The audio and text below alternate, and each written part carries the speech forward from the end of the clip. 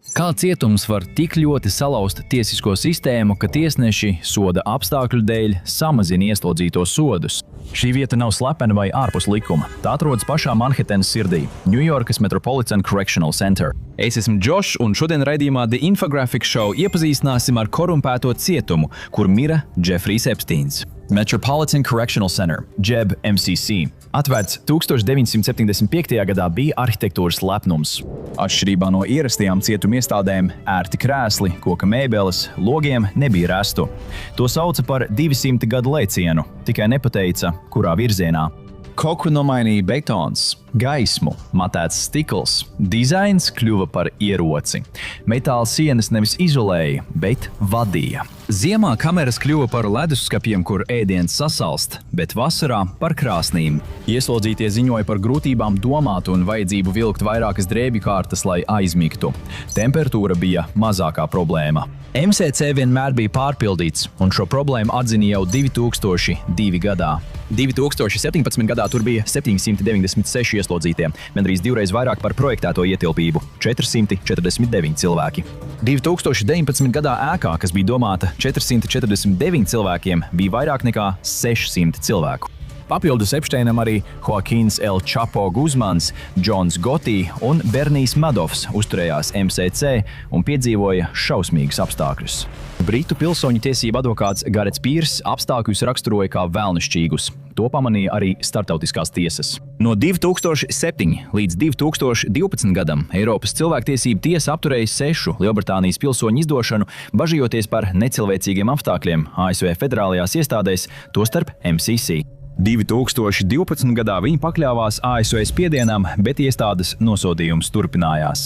2014. gadā Amnesty International nosodīja apstākļus MCC, tāpat kā Human Rights Watch un Kolumbijas Juridiskās skolas cilvēktiesību institūta ziņojums. Tajā pašā gadā bijušais ANO īpašais ziņotājs spīdzināšanas jautājumos Juans Mendes nosodīja tur esošos apstākļus, taču šīs sūdzības bija tikai aizberga redzamā daļa. Vēl dziļāk iekšā bija citas, vēl biedējošākas šausmas. Visa iestāde bija kļuvusi teju par elli, bet īpaši nežēlīgi apstākļi valdīja 9. stāva īpašajā izolācijas nodaļā, tā dēvētajā SHU un bēdīgi slavenajā 10 dienvidu spārnā. Uzskata, ka tieši šeit Epsteins tika turēts, kad nomira. Tā bija paredzēta ieslodzītajiem, kuri tika uzskatīti par bīstamiem vispārējai ieslodzīto populācijai vai apsūdzēti par cietuma noteikumu pārkāpšanu, un tur tika noteikti daudz stingrāki ierobežojumi, tostarp ievietošana vieninieka kamerā. Epsteina korpusa apstākļi bija neapmierinoši. Kopš 2000. gada 10 dienvidu spārnā galvenokārt tika turēti terorismā apsūdzēti musulmaņi. Ieslodzītie dzīvoja netīrībā ar kaitēkļiem, sliktu ventilāciju, bez āra pastaigām. Logi ar matētu stiklu liedz dabīgu gaisu un gaismu. Ieslodzītie līdz 23 stundām dienā bija kamerās, kur arī mazgājās. Izklaide bija tikai 1 stunda dienā, dažkārt pat tās nebija. Kameras tika elektroniski novērotas. Katra darbība, tostarp tualetes apmeklējums, mazgāšanās un sarunas, tika uzraudzītas. Katru kustību vēroja, katru vārdu klausījās. Privātums nepastāvēja. Runāšana vai pat lūkšana varēja izraisīt sodu. Pat parastajiem ieslodzītajiem apstākļi MCC bija briesmīgi. MCC ieslodzītie bieži piedzīvoja netīras kameras, kaitēkļus, sliktu medicīnas aprūpi, garīgās veselības ignorēšanu un apsargu vardarbību. 2021. gadā aģentūrai The Associated Press, jeb AP, tika ļauts piekļūt cietumam. Tā bija pirmā reize kopš Epsteina nāves, kad žurnālists varēja apskatīt šo iestādi. To, ko viņi ieraudzīja, viņi aprakstīja kā izpostītu drupu, tik ļoti nolaistu, ka nav iespējams droši izmitināt ieslodzītos. Jau 2 gadu laikā pēc atvēršanas MCC, kas bija solījis tik daudz, jau sāk izrādīt neveiksmes pazīmes. Ieslodzīto skaits sasniedza 539, par 90 vairāk nekā plānots. Tiesnesis paziņoja, ka apstākļi cietumā lielākajai daļai veselu ieslodzīto ir nepieņemami, šauri un nomācoši. Nākamajās 4 desmitgadēs situācija kļuva katastrofāla. AP atklāja, ka daļa virtuves griestu ir tik bojāta, ka trauku mazgāšana tur bija nedroša, tāpēc ieslodzītajiem nācās ēst no papīra šķīviem. Caurules bija vecas, rūsējušas un bieži plīsa. Dažas nevarēja salabot šaurības dēļ. Pārpildītība pasliktinājās, jo dažas dzīvojamās vienības tika slēgtas tāpēc, ka kameras durvju lodziņi vairs nevarēja aizvērties, radot nopietnu drošības risku. Ieslodzītie izbāza rokas caur salauztajiem lodziņiem un uzbruka apsargiem. Turklāt bija arī žurkas. 2019. gadā Melvins Rodrīgess pastāstīja The Gothamist, ka naktīs dzird peles un dušā redz ūdens prusakus. Rikardo Stjuarts sacīja: redzējām tik lielas žurkas, tās varēja būt tikai kanalizācijā. Viņš piebilda, ka tās bija kā istabas biedri. Dažreiz šie nevēlamie istabas biedri darīja vairāk nekā tikai dalīt telpu. 2015. gadā Levits Fernandīni iesūdzēja Federālo cietumu biroju BOP, norādot, ka gultā atradis žurkas un redzējis, kā tās rāpo pa guļošiem ieslodzītajiem. Kad 2014. gada janvārī viņu sakot grauzējs, nodaļas konsultants nebija pārsteigts. Pārsteidzoši ir, ka ne visi ieslodzītie tiek sakosti. Fernandīni minēja, ka salūstot tualetēm ieslodzītajiem deva maisiņus vajadzību nokārtošanai, kas palika nodaļā. Daži izmantoja dušu kā tualeti. Cietuma stāvoklis bija tik slikts, ka tiesneši tur pavadīto laiku pieskaitīja kā atlaidi sodām. 2021. gada aprīlī Ņujorkas dienvidu apgabala tiesnesis Pauls Otkins samazināja Danielam Gonsalesam sodu par narkotiku lietu pēc viņa stāstītā par haotisko dzīvi cietumā. Viņš teica, ka tas ietvēra ieslēgšanu kamerā 23 stundas dienā, vairākas dienas bez mazgāšanās un pastāvīgu pēdas infekciju. Neraugoties uz pasliktināšanos, MCC joprojām bija grūti izbēgama vieta, iegūstot iesauku Ņujorkas Guantanamo. Varbūt tas ir netaisnīgs salīdzinājums, taču pēc Ņujorkas advokāta Joshua Durtela teiktā, kurš MCC aizstāvējis vairākus skaļus terorisma aizdomās turētos, tur ir pat sliktāk nekā Guantanamo. Šī ir viena no nomācošākajām eksistencēm valstī. Federālajā sistēmā neviens nekad nav veiksmīgi izbeidzis no Ņujorkas MCC, taču tas nav atturējis ieslodzītos no mēģinājumiem. Pāris neveiksmīgi mēģināja ar nolaupītu helikopteru atbrīvot ieslodzīto no jumta atpūtas zonas. Taču neviens cits nav spējis aiziet, pirms nav izcietis savu sodu vai ticis pārvietots uz citu ieslodzījumu iestādi, vismaz dzīves. Ja tevi šis ceļojums pārsteidza, nospied patīk, dalies un abonē, lai redzētu vēl šādus padziļinātus stāstus. Ja MCC problēmas būtu tikai nolietojums un slikta uzturēšana, remonts tās atrisinātu. Taču Epsteina nāve atklāja daudz nopietnāku problēmu. Personāls saukts par nekompetentu ir virspusēji. Visur bija vardarbība, seksuāli pārkāpumi, nolaidība un korupcija. Galvenā problēma bija personāla trūkums. MCC trūka darbinieku, daudzi apsargi bija slikti apmācīti. Tas radīja bīstamas sekas. 2000. gadā Al-Qaidas ieslodzītais iedūra apsargam acī, padarot viņu daļēji aklu. Ņemot vērā ASV cietuma sistēmas apmērus, apmācīta personāla trūkums iespējams ir sagaidāms. Šī problēma ir izplatīta visā ASV cietuma sistēmā, ne tikai MCC. ASV ir visvairāk ieslodzīto pasaulē – ap 1,9 miljoniem cilvēku. Viņi izvietot vairāk nekā 6300 iestādēs dažādās kategorijās. 2021. gadā neaizpildīta bija viena no 3 apsargu amata vietām, tāpēc nācās iesaistīt neapmācītus darbiniekus, piemēram, pavārus, skolotājus vai medmāsas, lai uzraudzītu ieslodzītos. To sauc par papildu norīkošanu. Viena amatpersona MCC bija spiest uzraudzīt 125 ieslodzītos, strādājot 16 stundu maiņas dienu pēc dienas, kad jau tā hroniskais darbinieku trūkums vēl vairāk sāsinājās daļējas valdības slēgšanas dēļ. 2019. gada janvārī ieslodzītie sāka bada streiku, jo viņiem liegta ģimenes un advokātu vizīte. Kad Epsteins ieradās cietumā, pusgadu vēlāk darbinieku trūkuma dēļ Federālais cietumu birojs piedāvāja $10,000 prēmiju, lai darbinieki pārceltos uz šo cietumu no citām federālajām ieslodzījumu vietām. Tas bija papildus darbā pieņemšanas piemaksai, kas bija 10% no jauno apsargu pirmā gada algas.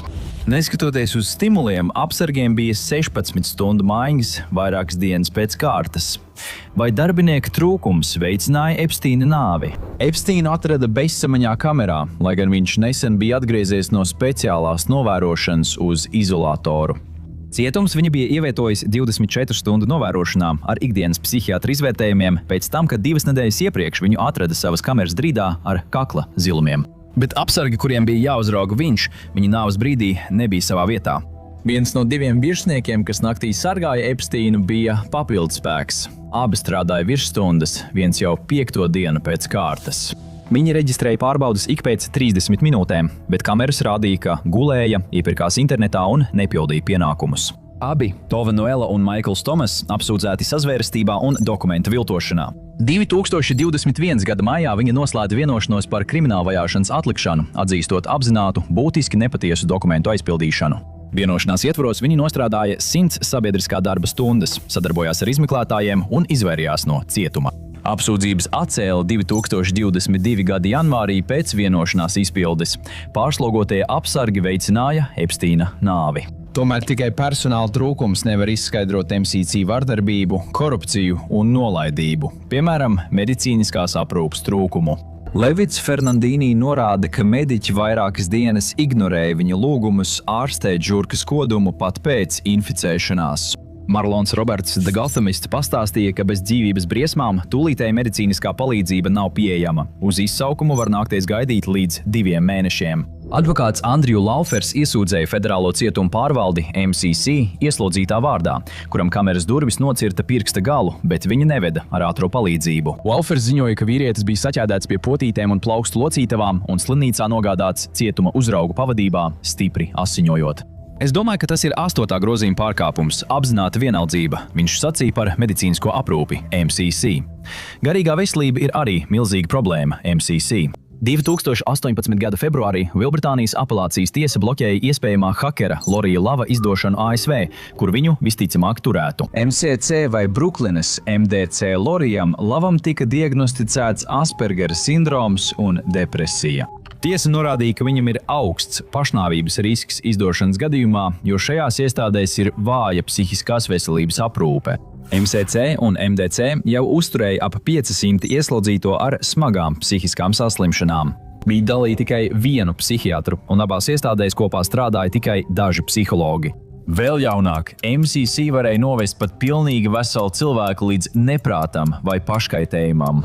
El Chapo bija izplānojis bēgšanu no 2 Meksikas augstākās drošības cietumiem. Otrais bēgšanas gadījums bija 2015. gadā. Viņu atkārtot arestēja un izdeva ASV, lai viņš stātos tiesas priekšā par narkotiku kontrabandu. Pēc dažiem mēnešiem MCC 10 dienvidu spārnā viņa aizstāvības advokāti informēja federālo tiesnesi Brianu Koganu, ka ar Guzmanu kaut kas nav kārtībā. Dzirdes halucinācijas, depresija, paranoja, nespēja atcerēties cilvēkus, vietas vai notikumus, bieža atkārtošanās un dažkārt aizmirstot, par ko diskusija, tie visi bija simptomi, ko viņi aprakstīja. Varbūt viņa advokāti centās panākt vieglākus apstākļus, tomēr tas, ko viņš piedzīvoja, runā pats par sevi. Džīns Teo Haris, izcils politikas zinātnes profesors Bruklinas koledžā, to vislabāk apkopo. Netīrs, augsts, bezdabiskās gaismas, stingra izolācija, sods par sarunām caur sienām, avīzes pieejamas tikai pēc 30 dienām. Slepenība, kurā cilvēkus piespiedu kārtā baro un advokātus soda par klientu apstākļu atklāšanu. Jūs varētu domāt, ka tas notiek Irānā vai Krievijā, bet patiesībā šis gulaks ir tepat lejas Manhetenā. Kopš Epsteina nāves gadu laikā MCC bijis pārsteidzoši maz ziņojumu par ieslodzīto pašnāvībām ar letālu iznākumu. Aizstāvības advokāts Rons Kubijs sacīja AP, ka, lai gan mēģinājums starp ieslodzītiem ir ierasta parādība, ir pagājis ilgs laiks, kopš viņi kādu zaudējuši. Biežāk ziņoja par ievainojumiem un nāvi pēc cietuma darbinieku brutalitātes pret ieslodzītajiem. 2005. gadā leitnants Edvards A. Malronijs, 53, tika atzīts par vainīgu smagā pilsonisko tiesību pārkāpumā pēc tam, kad pirms 2 gadiem piekāva ieslodzīto, kurš gaidīja tiesu. Kamēr ieslodzītais bija saslēgts rokudzelžos un 2 citi cietuma uzraugi viņu turēja ar seju pret zemi, uzbrukuma rezultātā ieslodzītiem tika salauzts acs dobums un vaiga kauls. Vismaz 3 apsargi atzīti par vainīgiem vardarbībā pret ieslodzītajiem. 2016. gadā MCC uzraugs Ridels Klārks Malings, 54 gadus vecs, tika atzīts par vainīgu uzbrukumā ieslodzītajai sievietei iepriekšējā gadā. Patiesība ir, ka ļaunprātīga izturēšanās bija daudz vairāk, tikai to slēpa. Fabians Morisons sacīja Gothamist, ka viņam uzbruka traks uzraugs un viņš aizstāvējās. Esmu 7. ieslodzītais, kam viņš uzbruka. Pēc militārā dienesta viņš ir sajucis. Dažreiz piekaušana ieslodzītajiem maksāja dzīvību. 2017. septembrī Andriju Laufers iesniedza prasību, apgalvojot, ka 35 gadus vecais Roberto Grants tika līdz nāvei piekauts savā MCC kamerā 2015. gada maijā. Cietuma personāls mēģināja noslēpt notikušo, apgalvojot ģimenei, ka viņš nomira no pārdozēšanas, taču autopsija atklāja trūles traumas galvai, kaklam, ķermenim un ekstremitātēm. Viņa organismā narkotikas nekonstatēja. Zagļa bijusī sieva Nikola Morisone 2017. gadā iesūdzēja BOP par $20 miljoniem. Neskatoties uz to, tiesnesis norādīja, ka federālā ieslodzītā nāve trūles traumas dēļ ir episka neveiksme nodrošināt drošu vidi. 2022. gadā viņa piekrita izlīgumam par $75,000. Viņa MCC paziņoja, ka cilvēka dzīvība nav vērta neko. Tas bija tuvu patiesībai, bet atspoguļoja tikai nelielu daļu no plašās korupcijas. 2018. gadā cietuma apsargs atzina, ka par vairāk nekā $25,000 kukuļiem kontrabandas ceļā nogādāja mobilos telefonus, alkoholu un pārtiku turīgam turku ieslodzītajam.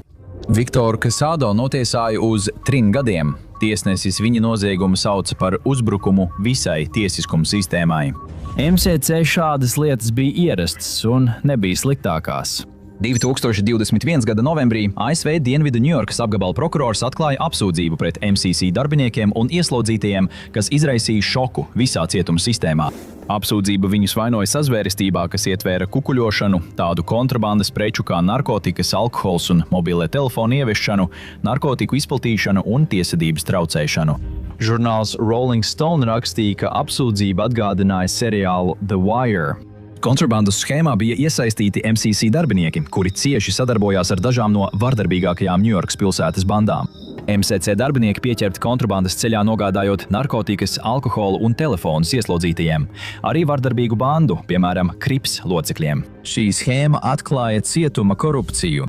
Vispazīstamākais bija Anthonijs Harvey Ellisons, kurš 24 gadus sēdēja cietumā par noziegumiem, tostarp repera Takashi 69 nolaupīšanu un aplaupīšanu. MCC nodaļas sekretāre Šarona Grifita Maknaita tieši iesaistījās kontrabandas ieviešanā Ellisonam, kamēr viņš gaidīja spriedumu iestādē. Grifita Maknaita rakstīja tiesnesim Ellisona lietā, lūdzot iecietību pret vīrieti, kuru sauca par paraugu ieslodzīto. Apsūdzībā tika apgalvots, ka ar šādu rīcību viņa mēģināja ietekmēt un kavēt oficiālu procesu, jo tajā laikā viņa zināja, ka Ellisons patiesībā nav paraugu ieslodzītais. Joiners tika apsūdzēts par draudiem ieslodzītajām un citu pamudināšanu slēpt kontrabandas schēmu no federālajām iestādēm. Joineram 2023. gada jūlijā piesprieda 43 mēnešu cietumsodu par vairāk nekā $70,000 kukuļu pieņemšanu kontrabandas ieviešanai un mēģinājumu panākt uzbrukumu ieslodzītajām. Griffiths Maknaits saņēma 4 gadu pārbaudes laiku un 6 mēnešus mājas arestā. Feliciano tika apsūdzēts krāpšanā, izmantojot elektroniskos sakarus, un viņam tika piespriesti 5 mēneši cietumā, kā arī 2 gadi uzraudzītas atbrīvošanas. Viens tiesnesis tieši norādīja, ka MCC, citēju, vada muļķi un lietas materiāli nesniedz daudz pretargumentu. MCC pēc Epsteina nāves 2 gadu laikā 4 reizes mainījās galvenais cietuma uzraugs, kas neliecina par labu pārvaldību. Epsteina nāves laikā MCC galvenais uzraugs bija Lamīns Ndajē. Viņu pārcēla uz BOP Ziemeļaustrumu reģionālo biroju Filadelfijā jau pēc dažām dienām 2019. gada 13. augustā. Martija Likona Vitāli tika pieaicināta lietu sakārtošanai, bet situāciju tikai pasliktināja.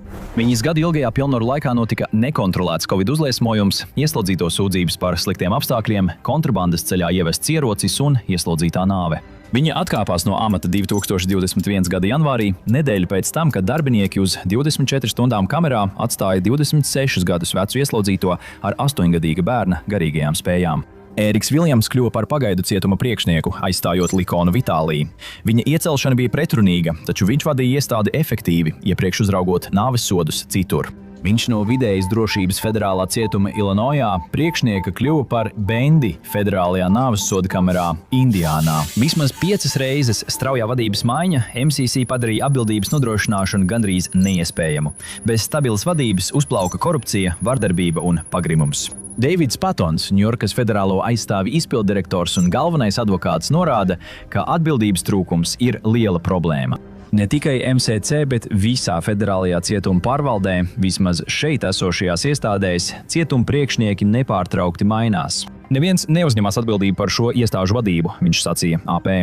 Neatkarīgi no iemesliem, MCC smagi izgāzās, nespējot saglabāt Epsteina dzīvību līdz tiesas procesa beigām. Tieslietu departamenta ziņojums par to, kā cietuma pārvalde apsargāja, aprūpēja un uzraudzīja Džefriju Epsteinu, bija nosodošs. Ziņojumā tika konstatētas daudzas un nopietnas kļūdas no Ņujorkas MCC darbinieku puses, kas veidoja nolaidību un pienākumu nepildīšanu. Šīs kļūdas izraisīja, ka Epsteins gandrīz 8 stundas bija viens kamerā, bez uzraudzības un ar pārmērīgi daudz gultas veļas. Neskatoties uz to, ka viņam it kā bija jābūt pastāvīgā uzraudzībā, oficiāli tika secināts, ka Epsteins izmantoja savu gultas veļu vai pakārtos. Viņi arī neizpildīja prasību nodrošināt, lai Ekšteinam būtu kameras biedrs, ko iepriekš bija noteikusi pašas cietumu vāji finansētā psiholoģijas nodaļa. Ziņojumā norādīts, ka MCC darbinieki atbildīgi par vienu no lielākajiem strīdiem Epsteina nāves lietā – ļoti aizdomīgo pazudušo video novērošanas ierakstu. Ziņojumā teikts, ka sistēmas trūkuma dēļ gandrīz neviena kamera izolatorā un ap to neierakstīja video. No 2019. gada jūlija beigām līdz Epsteina nāvei. 2021. gadā MCC uz laiku slēdza sliktu apstākļu, infrastruktūras sabrukumu un drošības trūkumu dēļ. Šķiet, ka tas paliks slēgts pavisam. Epsteina nāve atklāja šīs problēmas. Kas notiek cietumā bez uzraudzības? Kamēr MCC ir slēgts, tā bijušie ieslodzītie dzīvo aiz rastēm citur. Uzziniet, kuru laiku pavada Meksikas narkobaronis un kāda ir El Chapo cietuma kamera, vai skatieties šo video.